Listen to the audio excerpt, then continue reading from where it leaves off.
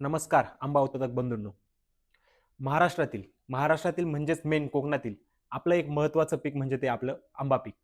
आता सध्या मोठ्या प्रमाणामध्ये कडाक्याची थंडी पडत आहे.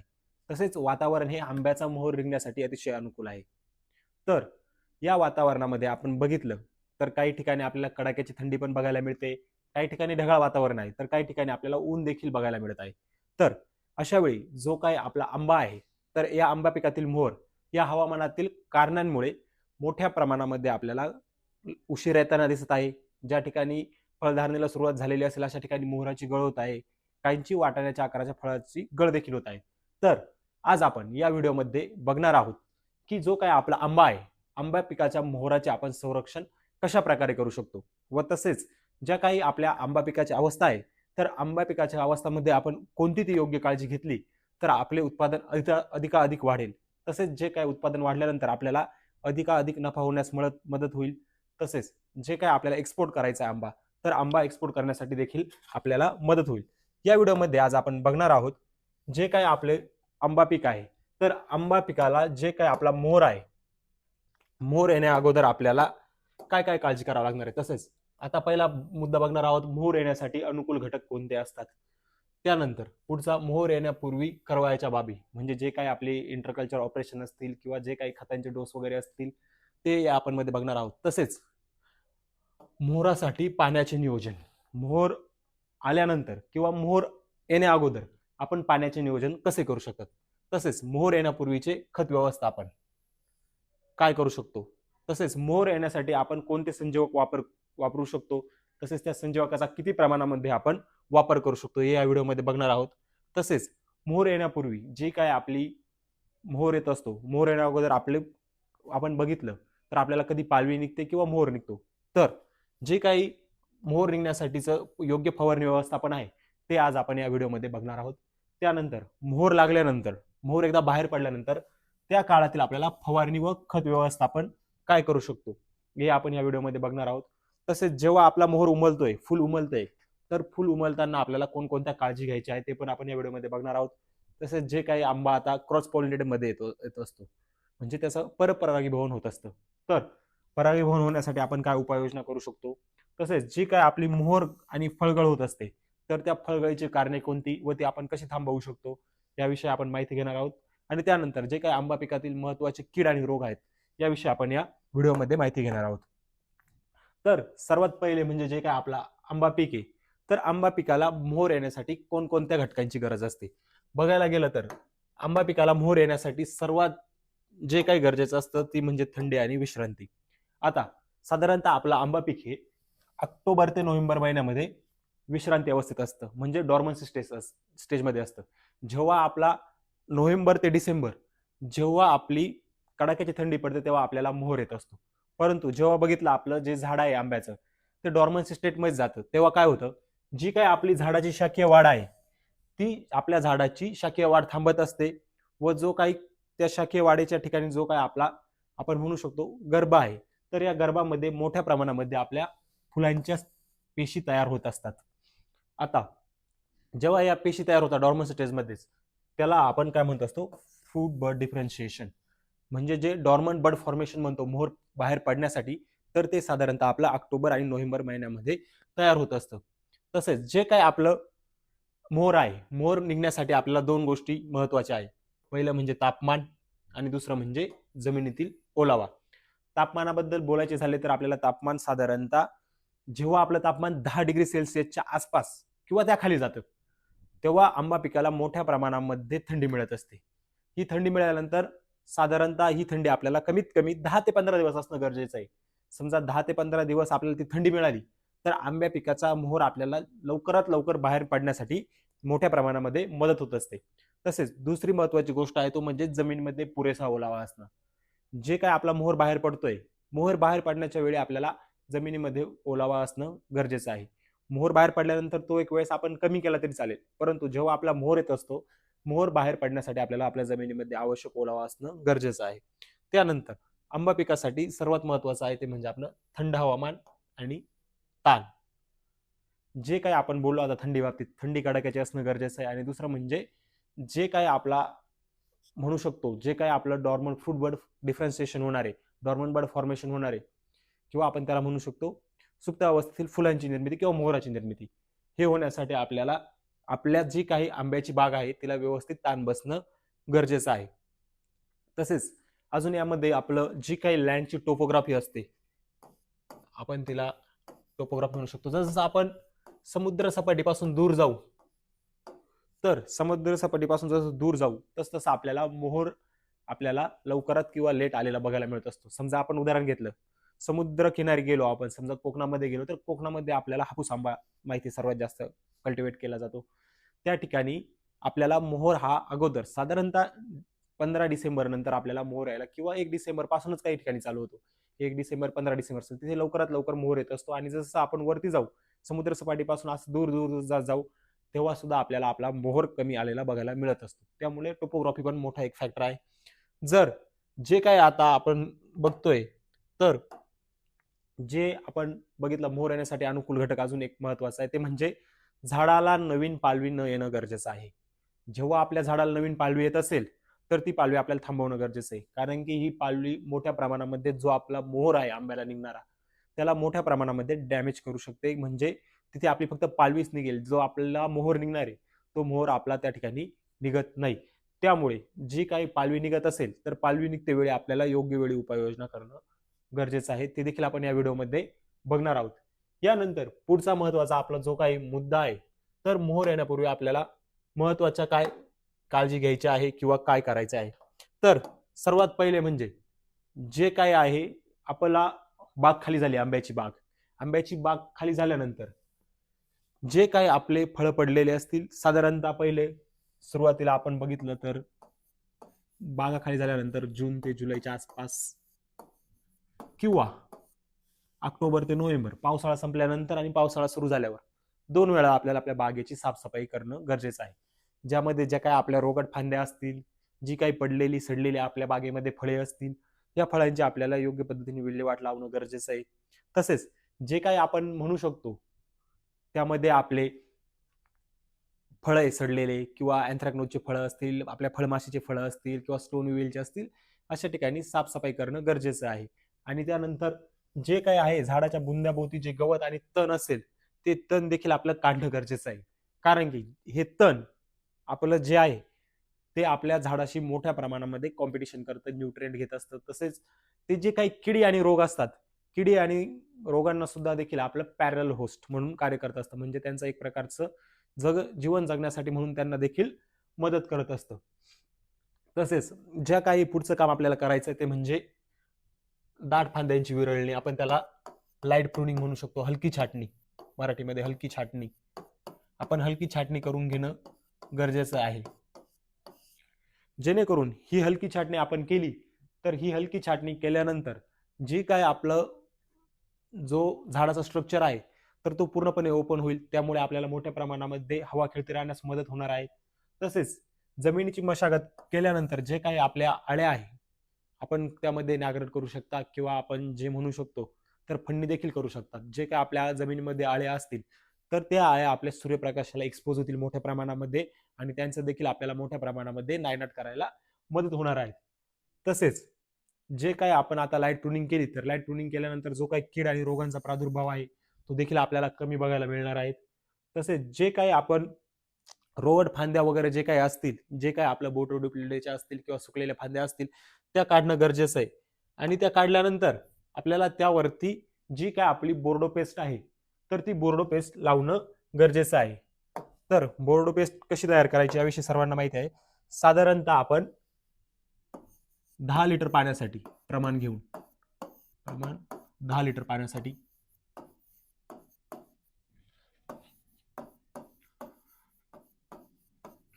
आपल्याला बोर्डो पेस्ट तयार करण्यासाठी घ्यायचं आहे. त्यामध्ये मोरचूद 1 किलो, त्यामध्ये चुना जो असेल आपला तो चुना आपला 1 किलो. यामध्ये तुम्हाला इन्स्टंट चुना घ्यायचा असेल, इन्स्टंट चुना, तर तो 500 ग्राम घेऊ शकता. व त्यासोबत जे काय आपलं स्टिकर पेनिट्रेटर ऍक्टिव्हेटर जे आहे आनंद वेट गोल्ड, हे साधारणतः तुम्ही 5 मिली 10 लिटर पाण्यासाठी घेऊ शकतात. यासोबत समजा तुम्हाला खोडकिडीचा प्रॉब्लेम असेल, काही प्रॉब्लेम असेल, तर यामध्ये तुम्हाला कीटकनाशक, यामध्ये तुम्ही जे काही आपलं हमला असेल, क्लोरोपायरिफॉस असेल, प्रोफेनोफॉस असेल, अल्फामिथ्रिन असेल, असं तुमच्या गरजेनुसार कीटकनाशक देखील यामध्ये ऍड करू शकतात, जेणेकरून जो काय आपला जे काही फंगल डिसीज किंवा बॅक्टेरियल डिसीज आपल्या झाडामध्ये शिरकाव करणार आहे त्यांची आपल्याला योग्य वेळी नियंत्रित करण्यासाठी मदत होत असते. त्यानंतर जे काय आपण आंबा आहे, तर आंबा येण्या अगोदर आपण आपल्या बागेचं पाण्याचं नियोजन कसं करावं याविषयी आपण माहिती घेणार आहोत. साधारणतः जो काही मोहर आहे, तर मोहर येण्यासाठी आपल्याला आपल्या बागेला किंवा झाडाला पाण्याचा ताण बसणं आवश्यक आहे. साधारणतः जेव्हा आपला पावसाळा संपतो, पावसाळा संपल्यानंतर मोहर दिसेपर्यंत आपण पावसाळा संपल्यापासून तर मोहर दिसेपर्यंत आपल्याला बागेला पाणी द्यायचं नाहीये, कारण की पावसाळ्यामध्ये आपल्या झाडाला ऑटोमॅटिक पाणी मिळतं. जेव्हा आपला पोस्ट मान्सून सीझन असेल तेव्हा आपल्याला आपल्या आंब्याच्या बागेला पूर्णपणे पाणी देणं बंद करायचं आहे, जेणेकरून जे काही आपले नवीन आपण जेव्हा पाणी देणार आहोत तर पाणी दिल्यास आपल्या झाडाची शाखीय वाढ होते आणि मोहर येण्याऐवजी आपल्याला मोठ्या प्रमाणामध्ये पालवी फुटत असते. म्हणून त्या कालावधीमध्ये आपण आपली जी काही आंब्याची बाग आहे तर आंब्याच्या बागेला पाणी देण्याचं टाळावं, जेणेकरून जी काही आपली शाखीय वाढ आहे, शाखीय वाढ होणार नाही, नवीन पालवी फुटणार नाही व त्यामुळे आपल्या मोहरावरती काही इम्पॅक्ट होणार नाही. तसेच जेव्हा आपण झाडाला ताण देतो तर झाडाला ताण दिल्यानंतर काय होतं, जे काही झाडामध्ये तयार होणारे ऑक्झिन्स असतील, जिब्रेलिन्स असतील, हे हार्मोन्स असतील, ज्याला आपण ग्रोथ प्रमोटर हार्मोन म्हणतो, तर ते हार्मोन आपले थांबून त्या ठिकाणी आपली इथिलीन संप्रेरकाचे प्रमाण वाढत असते. आता हे जे काही इथिलीन संप्रेरक तयार होतं, हार्मोन तयार होतं, तर याचा मेजर रोल काय, जे आपले कळ्या आहे तर कळ्यांचं फुलामध्ये रूपांतर करण्यासाठी हे मोठ्या प्रमाणामध्ये मदत करत असतं. त्यामुळे त्या कालावधीमध्ये आपल्याला आपल्या बागेला ताण देणं गरजेचं आहे, जेणेकरून ते इथिलीन हार्मोन आहे ते मोठ्या प्रमाणामध्ये आपल्या बागेमध्ये तयार होईल व आपल्या बागेला ताण बसून जे काही कळ्या आहे त्या कळ्या निघून मोहर लागण्यासाठी आपल्याला मदत होणार आहे. तर आता आपल्याला माहिती आहे बागेला आपल्याला ताण कसा द्यायचा आहे, तर तो आपल्याला जमिनीच्या प्रकारानुसार द्यावा लागतो. आता भारी जमीन बघितली तर भारी जमिनीत आपल्याला ताण जास्त काळ द्यावा लागतो, म्हणजे साधारणतः आपल्याला 45 ते 60 दिवस पण ताणासाठी लागू शकतात. तर भारी जमिनीत आपल्याला ताण द्यायचा असेल तर 45 ते 60 दिवस, आणि हलक्या जमिनीत ताण द्यायचा असेल तर साधारणतः 25 ते 30 दिवसात देखील आपल्या बागेला हा ताण हा बसत असतो. त्यानंतर तो ताण दिल्यानंतर आपल्याला ज्यावेळी आपला मोहर येईल त्यावेळी पाणी देणं गरजेचं आहे. आता बागेला पाणी कधी द्यावे हा सुद्धा सर्वांना प्रश्न पडलेला असेल. तर बागेला पाणी कधी द्यायचं आहे, जेव्हा आपल्याला बागेमध्ये मोहर दिसायला सुरुवात होईल, मोहर दिसायला सुरुवात होईल तेव्हा आपल्या बागेला एक पाणी देणं गरजेचं आहे. हे पाणी दिल्यानंतर जो काही आपला मोहर आहे तर तो मोहर एकसारखा बाहेर फ्रेश प्रमोट होण्यासाठी आपल्याला मदत होणार आहे. त्यामुळे जेव्हा केव्हा आपल्याला बागेला पाणी द्यायचं आहे तर बागेला पाणी देताना आपला मोहर निघण्यास सुरुवात झाल्यानंतरच पाणी द्यायचं आहे. त्यानंतर मोहर पूर्ण बाहेर पडल्यानंतर आपल्याला आपल्या बागेला पाणी देणं टाळायचे आहे. त्यानंतर जे काय आपण खत व्यवस्थापन आहे, तर मोहर येण्यापूर्वीचे आपण खत व्यवस्थापन कशा प्रकारे करू शकतो, तर जे काही आपण आता पूर्वीच्या हंगामामध्ये घेतलेले फळे असतील वगैरे हे असतील यामध्ये आपल्या झाडाचा मोठ्या प्रमाणामध्ये स्टोरेज निघून गेलेलं असतं. मग हे स्टोरेज मोठ्या प्रमाणामध्ये निघून गेलंय, मग जी काय आपली मध्ये बर्ड डिफरन्शिएशन होणार आहे किंवा जे काही कळ्यांची निर्मिती होणार आहे तर त्या कळ्यांच्या निर्मितीसाठी आपल्याला अन्नद्रव्यांची मोठ्या प्रमाणात गरज असते. म्हणून जेव्हा कधी आपलं फळ खाली होतील किंवा फळांची तोडणी होईल त्यावेळी आपल्याला आपल्या बागेला जे काही खते आहे तर खते देणं गरजेचं आहे. तर आपल्याला खते कधी द्यायची आणि कशी द्यायची आहे, तर त्यामध्ये आपण जी काही आपली मागील हंगामातील फळे काढल्यानंतर झाडाची झीज भरून काढण्यासाठी आपल्याला जो काही खते आहे तर खते देणं गरजेचं आहे. तर ती खते आपल्याला कधी द्यायची आहे, तर पहिले आपल्याला द्यायची ती जून ते जुलैच्या आठवड्याची, जून ते जुलै या महिन्यांमध्ये देणं गरजेचं आहे. तर त्यामध्ये आपल्याला काय द्यायचं आहे, साधारणतः आपले शेणखत प्रति झाड तुम्ही साधारणतः झाडाच्या वयानुसार 10 ते 20 किलो शेणखत घेणं गरजेचं आहे. त्यानंतर जो काय आपला नायट्रोजन असेल, फॉस्फरस असेल, पोटॅश असेल, हे 3 अन्नद्रव्य आपल्याला देणं गरजेचं आहे. नंतरून जर आपण जी काही खते आहे ती पावसाळ्यात दिली नसतील तर ते आपल्याला कधी देणं गरजेचं आहे, तर साधारणतः ती सप्टेंबरमध्ये देणं गरजेचं आहे. आणि जेव्हा आपण खते देणार आहे, पण खते देताना पण आपल्याला एक काळजी घ्यायची. साधारणतः आपला जो काही मोहर आहे, तर आपला मोहर हा कधी येतो, म्हणजे आपलं जे काही अंदाज असेल, मागील वर्षाचे अनुभव असतील, समजा नोव्हेंबरमध्ये माझा मोहर येतोय, नोव्हेंबरच्या शेवटच्या आठवड्यात किंवा डिसेंबरमध्ये येतोय, जानेवारीमध्ये येतोय. तर अशा वेळेस आपल्याला एक काळजी घेणं गरजेचं आहे. जेव्हा कधी आपला मोहर येण्याची हे असेल, तर त्या अगोदर 2 महिने अगोदर आपल्याला नायट्रोजन युक्त खते देणं टाळायचं आहे. त्यामध्ये जे काही आपले नायट्रोजन युक्त खते असतील, स्ट्रेट फर्टिलायझरमध्ये युरिया असेल, अमोनियम सल्फेट असेल तुमचं, त्यानंतरून जे काही आपल्या ग्रेडमध्ये येतात, एनपीके ग्रेडमध्ये, अशी खते देखील आपल्याला देणं यावेळेस टाळण्याचं आहे. तर त्यामुळे काय होतं, जेव्हा आपण नायट्रोजन देणार आहे, तर नायट्रोजनमुळे आपल्या झाडावरती फक्त मोठ्या प्रमाणामध्ये पालवी प्रमोट होणारे जे काही आपण म्हणतोय, जो काही मोहर आपल्याला लागतोय, तो मोहर आपल्याला मिळणार नाहीये. तर अशा कालावधीमध्ये आपल्याला स्फुरद आणि पालाश या अन्नद्रव्यांचा पुरवठा करणं गरजेचं आहे. आणि जी काही आपली सूक्ष्म अन्नद्रव्य असतील, तर सूक्ष्म अन्नद्रव्यांची कमतरता असेल, तर अशा वेळी आपल्याला फवारणीद्वारे त्यांची पूर्तता करणं गरजेचं आहे.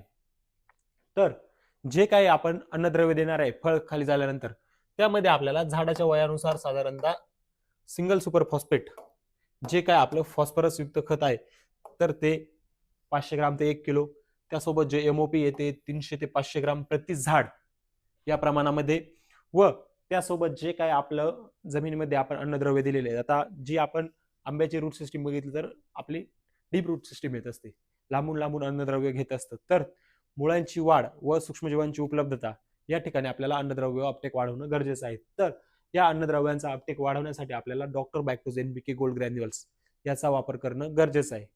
कारण की यामध्ये जे असणारे सूक्ष्मजीव आहे ते आपल्या पिकाचा नायट्रोजन, फॉस्फरस आणि पोटॅश या 3 अन्नद्रव्यांचा मोठ्या प्रमाणामध्ये अपटेक वाढवत असतात. या अन्नद्रव्यांचा जसा आपला अपटेक वाढेल, तसे आपली झाडाची जी काही मॅच्युरिटी आहे, काडीची जी काही फांद्याची मॅच्युरिटी आहे ती आपल्याला मोठ्या प्रमाणामध्ये बघायला मिळणार आहे.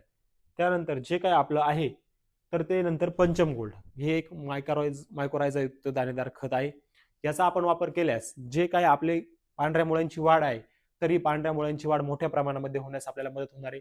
जेवढे जास्त आपल्याला मुळं असतील, तेवढे जास्त आपल्याला जे काही अन्नद्रव्य आहे, अन्नद्रव्य अपटेक होण्यासाठी आपल्याला मदत होणार आहे. तर हा जो काही डोस जो आहे, तर तो आपल्याला फळ तोडणी झाल्यानंतर टाकून घेणं गरजेचं आहे, किंवा मोहर याने अगोदर आपण हा साधारणतः 1 महिना अगोदर टाकला तरी काही अडचण नाही, कारण की यामध्ये कोणत्या आपण नायट्रोजनस फर्टिलायझरचा वापर केलेला नाहीये. तर ज्या ठिकाणी आपण बघितल्या, तर काही ठिकाणी व्हरायटी बघितल्या, तर अल्टरनेट बिअरिंग व्हरायटी म्हणजे अनियमित फळधारणा होणाऱ्या व्हरायटीज आहेत. तर या व्हरायटीचे आपल्याला ती अनियमितता असते फळधारणेची, किंवा अल्टरनेट बिअरिंग टेंडन्सीज म्हणू शकतो. तर ही आपल्याला ब्रेक करायची असेल, तर ही ब्रेक करण्यासाठी आपल्याला संजीवकांचा वापर करणं गरजेचं आहे. जे काही आपलं सेंट्रल इन्सेक्टिसाइड बोर्ड आहे, तर त्यांनी आपल्याला जे काय आपलं पॅक्लोब्युट्राझॉल असतं, तर पॅक्लोब्युट्राझॉल वापरण्याची शिफारस केलेली आहे. तर हे जे काही पॅक्लोब्युट्राझॉल आहे, तर हे एक आपण म्हणू शकतो प्लांट ग्रोथ रिटार्डन्सच्या कॅटेगरी मधलं एक आपलं संजीवक आहे. तर या संजीवकाचा वापर केला तर हे काय करतं, जनरली जी काय आपली पालवी येणार आहे, नवीन पालवी, तर त्या पालवीचा जोम थांबवतं, व तो जोम थांबल्यामुळे जे काय आपले न्यूट्रिशन असेल, तर ते न्यूट्रिशन आपली जी काही कळी आहे, कळीकडे आणण्याचं मोठ्या प्रमाणामध्ये काम करत असतं, जेणेकरून ती वाढ थांबेल, जे न्यूट्रिशन आपल्या कळीकडे येईल व आपल्याला मोठ्या प्रमाणामध्ये त्या ठिकाणी त्या कळीचं पोषण व्हायला मदत होईल, व नंतर चांगला मोहर लागण्यासाठी मदत होणार आहे. तर जे काय आपण सीआयबीने हे केलेलं आहे, रिकमेंडेशन केलेले आहेत, तर त्यानुसार जे काही डोस आहेत, ते डोस आपण या ठिकाणी बघू शकता. साधारणतः जे काही वापरण्याचं प्रमाण आहे, तर ते आपल्याला ड्रेंचिंगद्वारे दिलेलं आहे. तर 7 ते 15 वर्षाचे जे झाडं असतील, तर त्यांना साधारणतः 15 मिली प्रति झाड या प्रमाणामध्ये वापरणं गरजेचं आहे. तसेच 16 ते 25 वर्ष झाडं असतील, त्यांना 20 मिली प्रति झाड या प्रमाणामध्ये, तसेच 25 वर्षापेक्षा जास्त झाडं असतील तर त्यांना 30 मिली प्रति झाड या प्रमाणामध्ये सीआयबीने जे काही रिकमेंडेशन आहे ते केलेलं आहे. तर जे काही आपलं पॅक्लोब्युट्राझॉल आहे, अजून फार्मरच्या बऱ्याचशा प्रॅक्टिस आहेत, तर ते साधारणतः जे काही पॅक्लोब्युट्राझॉल आहे, आता कोकणात गेलं किंवा आपण बघितलं फारुखाबाद वगैरे इकडे जे काही आंब्याची बागा आहे, यूपी वगैरे इकडे, तर त्या ठिकाणी जनरल रिकमेंडेशन असं आहे की झाडाचा व्यास प्रति मीटर यानुसार ते पॅक्लोब्युट्राझॉलची ऍप्लिकेशन करत असतात. तर यामध्ये साधारणतः ते 2.5 ते 5 ml प्रति स्क्वेअर मीटर पर स्क्वेअर मीटर या प्रमाणामध्ये जी काही पॅक्लोब्युट्राझॉलची ऍप्लिकेशन आहे ते ऍप्लिकेशन करत असतात. परंतु जे काही जनरल रिकमेंडेशन आहे हे आपले जनरल रिकमेंडेशन आहेत आणि साधारणतः हे जे आहे त्या फार्मरच्या प्रॅक्टिसेस आहेत. यानुसार तुम्हाला जी योग्य वाटेल ती तुम्ही प्रॅक्टिस करू शकतात. यामध्ये पॅक्लोब्युट्राझॉल मध्ये आपल्याला जे काही मजल आहे ही मजल तुम्ही वापरू शकता. तर त्यानंतर जी काय आपण देणारे मजल देणारे किंवा पॅक्लोब्युट्राझॉल देणारे, तर जे काय मजल आहे तर ते मजल आपण कसं वापरू शकतो. तर मजल वापरताना आपल्याला साधारणतः जे काय आपलं झाडाचं खोड आहे, हे झाड असेल आपलं, त्या झाडाच्या खोड पासून साधारणतः आपल्याला 2 ते 3 फूट अंतरावरती एक जी काय आपली झाडाची सावली पडत असते, दुपारच्या उन्हामध्ये झाडाच्या आपल्या घेराची जी सावली असेल तर त्या सावलीमध्ये आपल्याला जे काही 2 ते 3 फूट खोडापासून अंतर सोडून सर करणं गरजेचं आहे.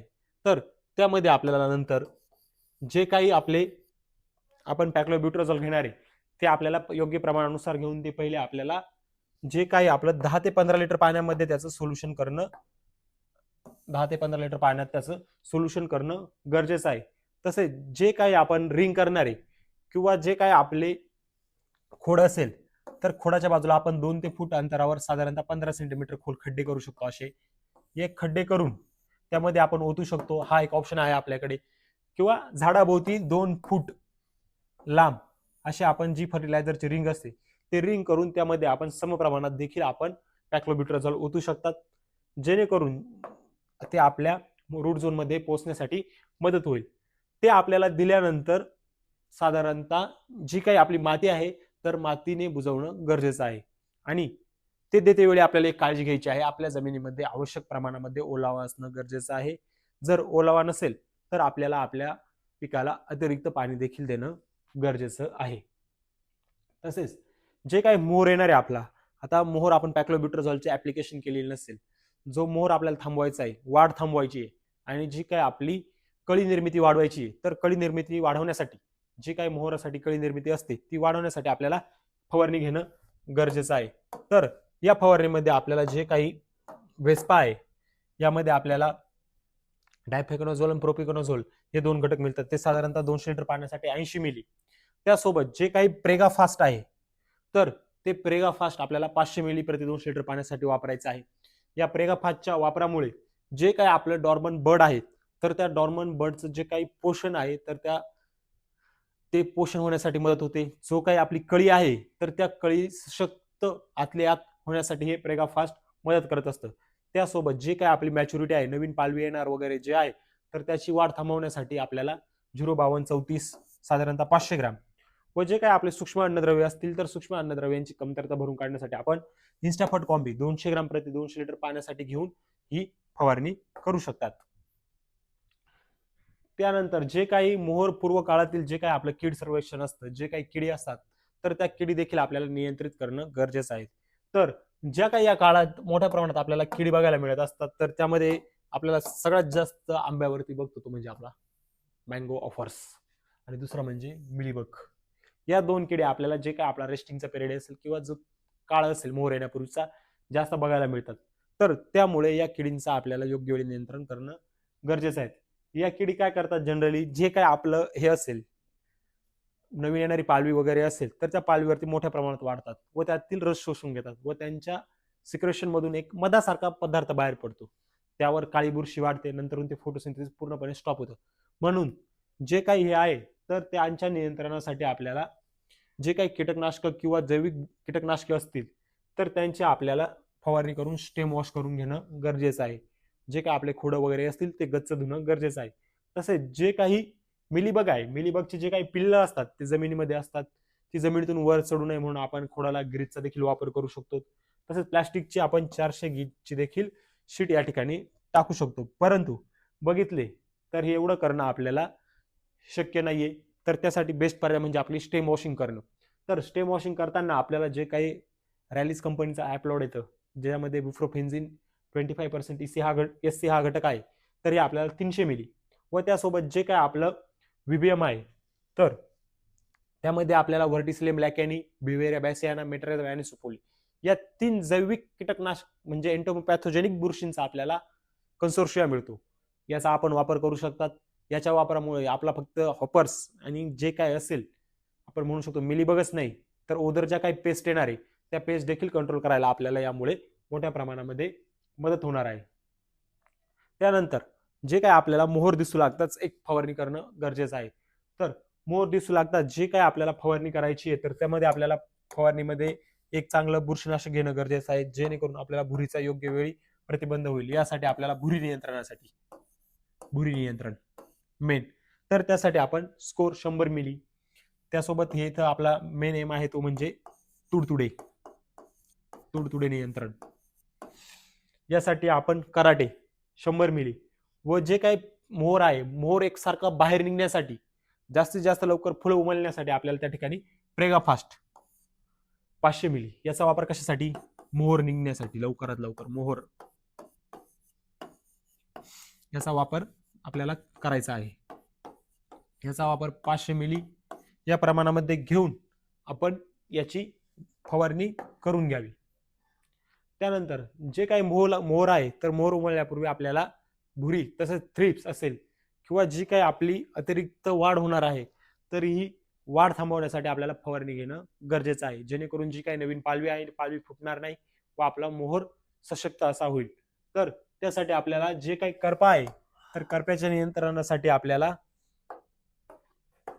22 याचा मेन एम करपा, याचं थ्रिप्स नियंत्रणासाठी प्रोक्लेम घेऊ शकता, इमामेक्टिन बेन्झोएट जो घटक आहे. त्यानंतर जे काही आपलं शाखीय वाढ आहे, शाखीय वाढ थांबवण्यासाठी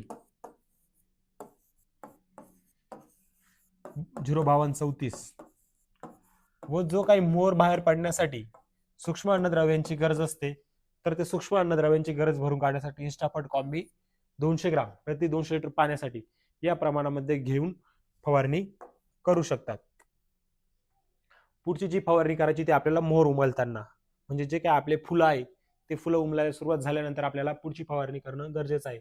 यामध्ये आपल्याला चांगलं बुरशीनाशक घेणं गरजेचं आहे.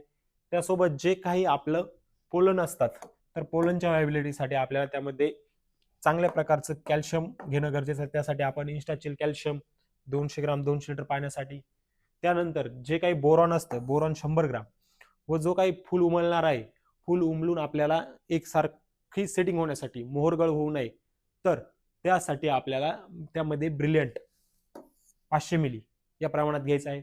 ब्रिलियंटमुळे जो काय आपला हार्मोनल बॅलन्स आहे, तर तो हार्मोनल बॅलन्स होऊन चांगल्या प्रमाणामध्ये फुलं उमलायला मदत होईल, तसेच सेटिंग व्हायला देखील मदत होणार आहे. तर नक्की तुम्ही या स्प्रेमध्ये ब्रिलियंटचा वापर करू शकतात. पुढचं जे काय आहे, तर मोहर आल्यानंतर आपल्याला कोणकोणत्या काळजी घ्यायच्या आहेत. तर मोहर जेव्हा आपला उमलतोय, तर उमलण्याच्या वेळी आपल्याला जी काही कीटकनाशकं असतील, तर कीटकनाशकांची आपल्याला फवारणी टाळायचं आहे. जे काही आपले गॅस पॉयझन्स वगैरे जे असतील किंवा जे रेड ट्रायंगल मधील कीटकनाशक असतील त्यांची फवारणी टाळायचं आहे. तर आपण फवारणी केली तर जे काय आपले मित्र कीटक असतात पॉलिनेशनसाठी गरजेचे, तर त्यांचे आपल्याला मोठ्या प्रमाणामध्ये डेथ झालेली बघायला मिळत असते, त्यामुळे पॉलिनेशन प्रॉपर होत नाही.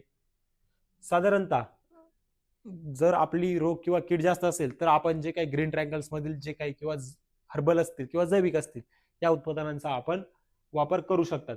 तसेच या काळामध्ये आपल्याला पाण्याचा ताण कायम ठेवायचा आहे. जेव्हा आपण पाणी देऊ बागेला, तर तेव्हा आपली मोठ्या प्रमाणामध्ये फुलगळ मोहरगळ होत असते. तर जेव्हा आपला मोहर उमललेला असेल, लागलेला असेल, त्यावेळी आपल्याला आपल्या बागेला ताण देणं गरजेचं आहे. तिला अतिरिक्त पाणी द्यायचं नाही. जनरली द्यायचं असेल तर वापसावरती पाणी देऊ शकता, परंतु शक्यतो पाणी देणं टाळायचंच आहे. तर जे काय आता पुढचं जे काय आहे, तर आता मोहर उमलला आहे. मोहर उमलल्यानंतर आपल्याला आपली सेटिंग होणं गरजेचं आहे.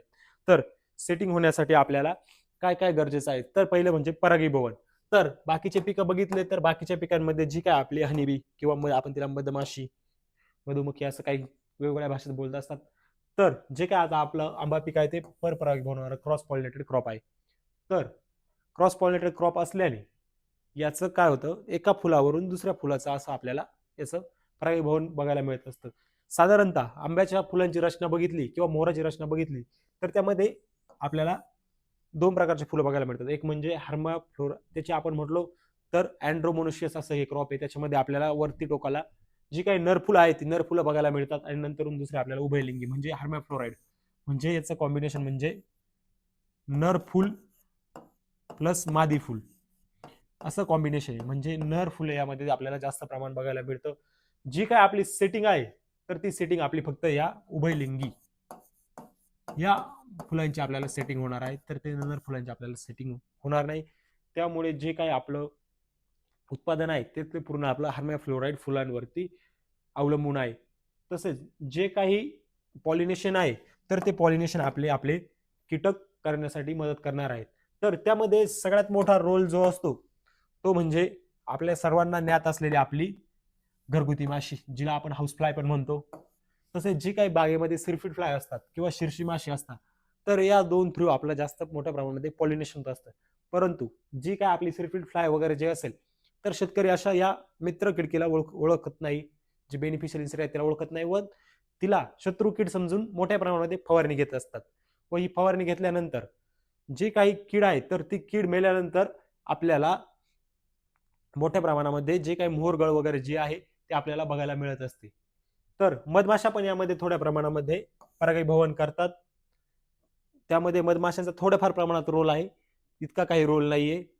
तर यावेळी जे काही आता पॉलिनेशन आहे तर पॉलिनेशन कसं होणार आहे, जे काही आपले हाऊस फ्लाय असेल म्हणजे घरगुती माशी किंवा शिरशी माशी असेल त्यांच्या पायांना चिटकून जे काही अँथर्स असतील, पोलन ग्रेन्स असतील तर ते त्या स्टिग्मावरती जाणार आहे आणि स्टिग्मावरती जाऊन नंतरून आपल्याला त्याचं मोठ्या प्रमाणामध्ये परागीभवन झालेलं बघायला मिळत असतं.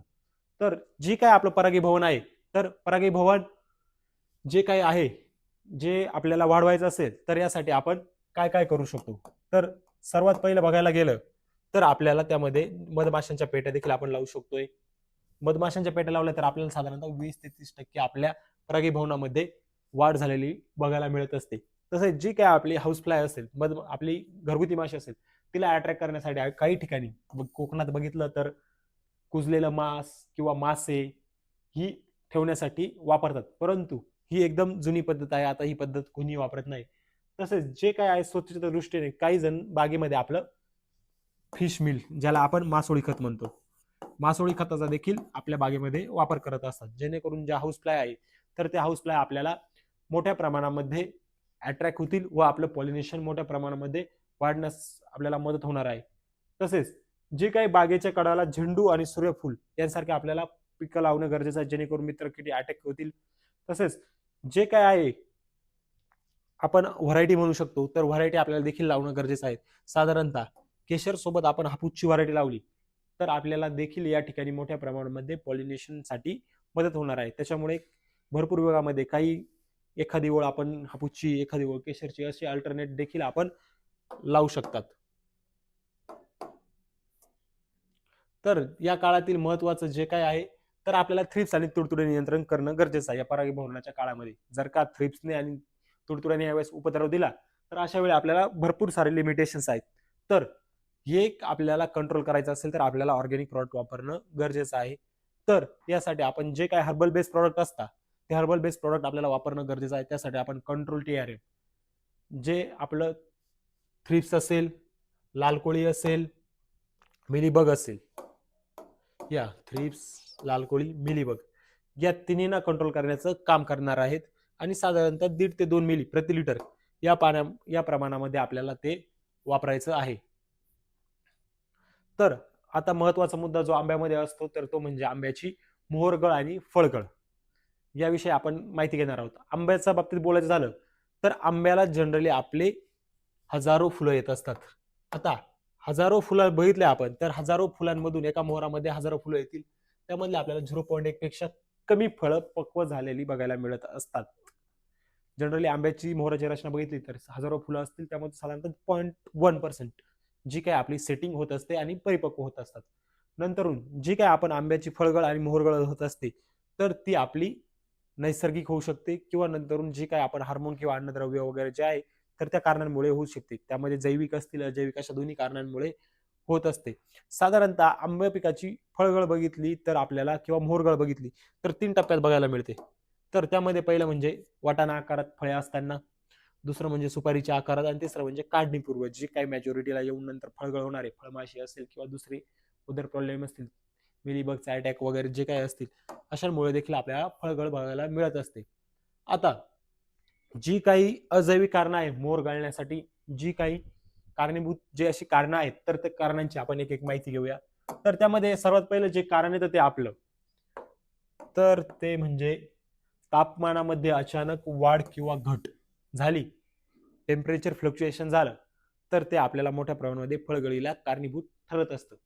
दुसरं जे काही आहे, जे मोठ्या प्रमाणामध्ये आपण म्हणतो वारे सुटणं, जे काही वादळे वारे असतील, चक्रीवादळ वगैरे असे काही वादळ येत असतील किंवा वारे जोरात सुटत असतील, तर हे वारे देखील आपल्याला मोठ्या प्रमाणामध्ये जे काही आपली नंतरची काढणीपूर्व फळगळ म्हणू शकतो आपण, त्या काळामध्ये मोठ्या प्रमाणामध्ये मान्सूनचे देखील वारे येत असतात. हे वारे मोठ्या प्रमाणात आल्यास आपल्याला देखील त्या काळामध्ये फळगळ झाली बघायला मिळत असते.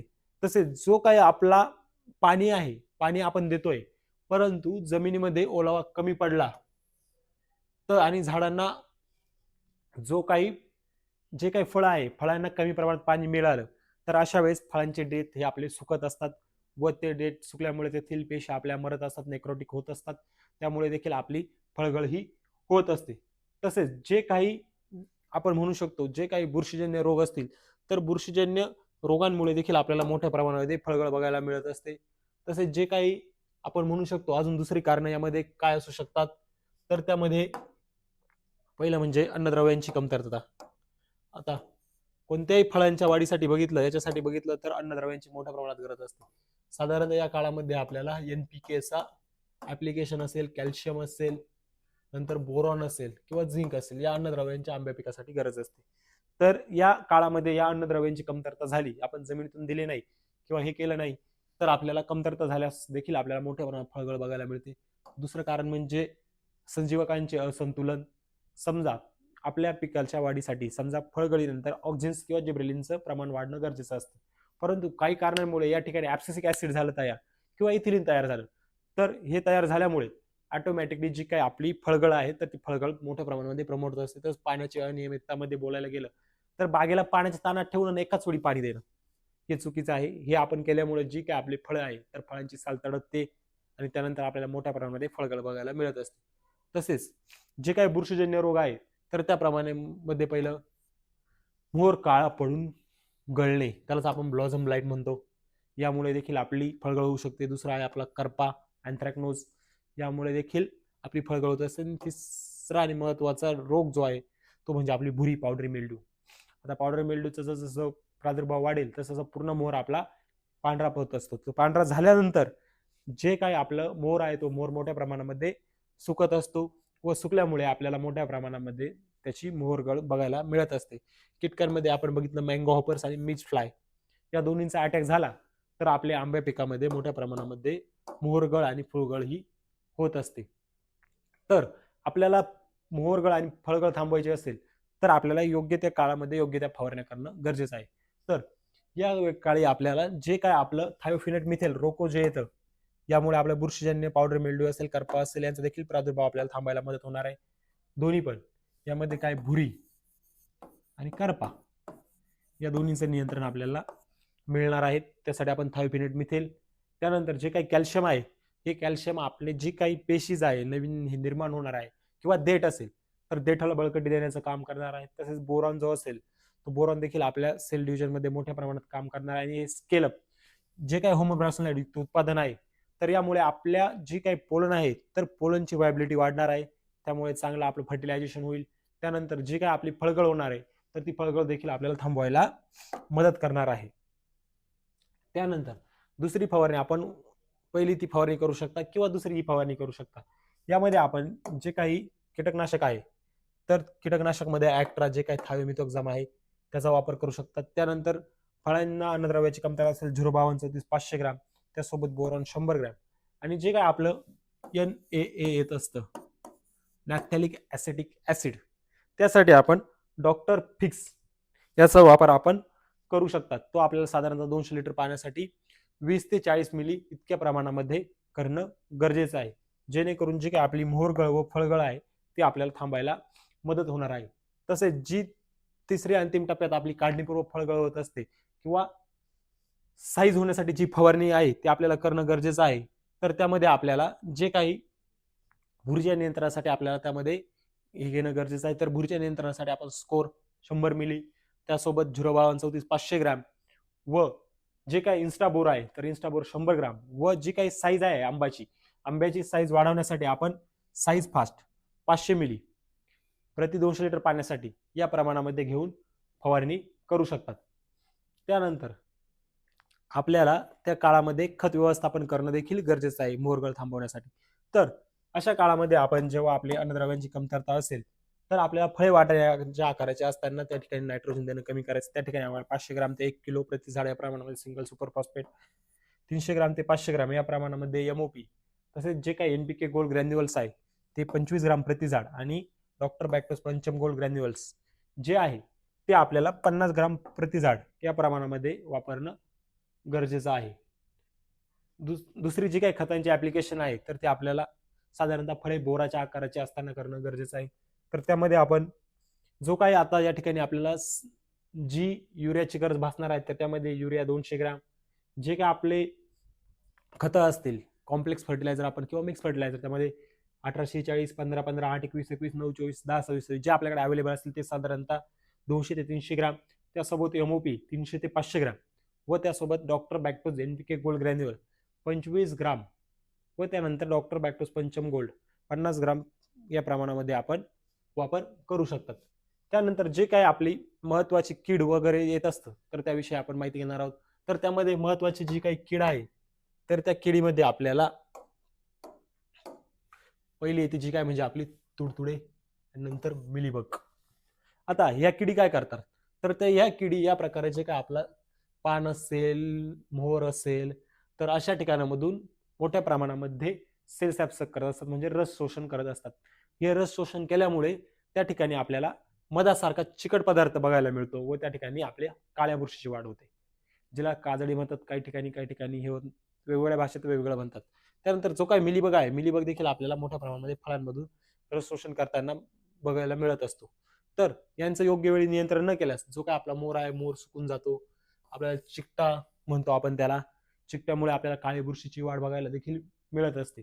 तर यांच्या नियंत्रणासाठी आपल्याला रासायनिक नियंत्रण करायचं असेल तर बुप्रोफेझिन 1.5 मिली प्रति लिटर किंवा इमिडाक्लोप्रिड 0.3 मिली प्रति लिटर या प्रमाणामध्ये करू शकतात. तसेच याला सर्वात बेस्ट जो आहे तो म्हणजे आपला व्हर्टिसिलियम लॅकेनी आणि मेटारायझम या बुरशींची फवारणी करणं. या बुरशींची आपण फवारणी केल्यास आपल्याला योग्य ते नियंत्रण करण्यास मदत होईल.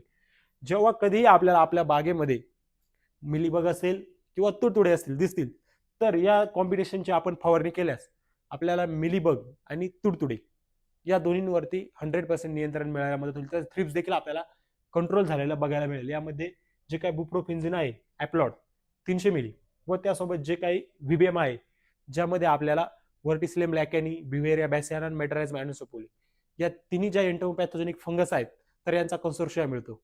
तर यांचा वापर आपण जैविक प्लस रासायनिकचं कॉम्बिनेशन केलं तर 100% आपल्याला त्यावरती नियंत्रण मिळण्यास मदत होणार आहे. त्यानंतर पुढची महत्वाची जी काय आहे ती म्हणजे थ्रिप्स आहे. तर थ्रिप्सचं आपण देखील नियंत्रण योग्य वेळी करणं गरजेचं आहे. कारण की थ्रिप्स जेव्हा आपल्या मोहरावरती येत असतो तर तो मोठ्या प्रमाणामध्ये खरवडून हे करत असतो, खरवडून सेल सॅप करतो, त्याच्यामधून सक करतो आणि नंतर इन्फेक्शन करतो. तर ज्या थ्रिप्समुळे जी काय आपली फळं आहे तर त्या फळं आपल्याला अशा प्रकारे आपण बघू शकतो या ठिकाणी अशा प्रकारे झालेली बघायला मिळत असतात.